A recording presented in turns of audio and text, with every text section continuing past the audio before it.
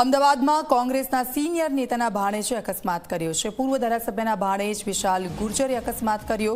Maninagar police મથક પાસે વિશાલની કારે બે વાહનોને ટક્કર મારી। અકસ્માત બાદ લોકોના ટોળાએ વિશાલને મેથીપાક ચખાડ્યો। દારૂ પીધેલી હાલતમાં વિશાલ ઝડપાયો હોવાનો આરોપ છે। લોકોના ટોળાએ વિશાલ ગુર્જરને પોલીસના હવાલે કર્યો છે। વિશાલ ગુર્જર યુથ કોંગ્રેસનો પૂર્વ શહેર પ્રમુખ હોવાનું સામે આવ્યું છે। કારના કાચ પર બ્લેક ફિલ્મ અને એનએસયુઆઈની પ્લેટ પણ જોવા મળી, જે ડિવિઝન ટ્રાફિક પોલીસે ગુનો નોંધીને આરોપીની ધરપકડ કરી છે। દારૂ પીધેલી હાલતમાં વિશાલ ઝડપાયો હોવાનો આરોપ છે।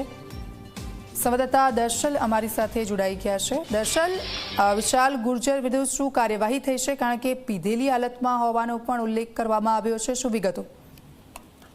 જી, મોડી રાત્રે આ અકસ્માતનો બનાવ સામે આવ્યો છે કે જ્યાં કોંગ્રેસ નેતા હિંમતસિંહ પટેલના આ ભાણિયાએ અકસ્માત કર્યો હોવાની એ માહિતી જે મળી રહી છે।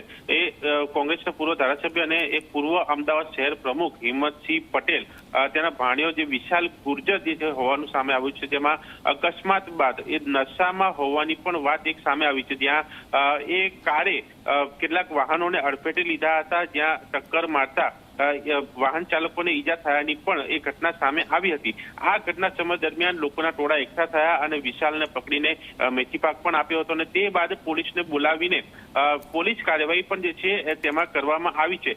દારૂના નશામાં આ કાર ચાલક અકસ્માત કર્યો હોવાની એ વાત છે, જે અંગે પોલીસે તપાસ શરૂ કરી છે અને એ તપાસમાં એ રિપોર્ટમાં ખ્યાલ આવશે કે ખરેખર એ વિશાલ ગુર્જર એ નશામાં હતો કે કેમ। પરંતુ હાલ જે ઘટના સામે આવી છે એમાં કોંગ્રેસ નેતા હિંમતસિંહ પટેલના આ ભાણિયાએ નશામાં અકસ્માત કર્યા હોવાની એક વાત મળી રહી છે, જેની પોલીસ ખરાઈ કરી રહી છે। તેમાં જે ડિવિઝન ટ્રાફિક પોલીસે આ સમગ્ર મામલે ગુનો નોંધીને એ વિશાલ ગુર્જરની અટકાયત ધરપકડ કરીને આગળની કાર્યવાહી જે છે તે હાથ ધરી છે।